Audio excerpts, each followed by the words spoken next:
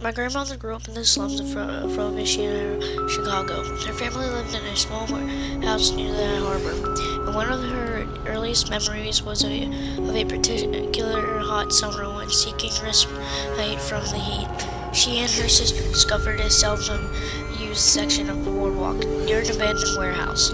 Every night for several weeks, the two girls would make their way down to the docks and sit together on the edge of a pier as the sun went down. My grandmother vividly and for a time fondly recalled the feel of the seaweed between her toes as she and her sister dangled their feet into the murky water.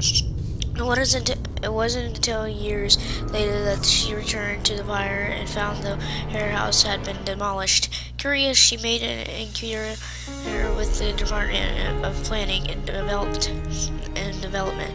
Apparently, the warehouse had been owned for a time by the mob, who was using it as a base of operations for a local prostitution racket.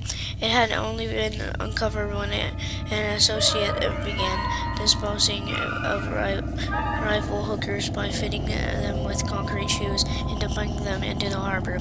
Investigating officers had recovered nearly 24 bodies from the water of a secluded pier nearby. How had the bodies been discovered? A passing fisherman spotted some of the victims, hair floating near the surface of the water, like seaweed.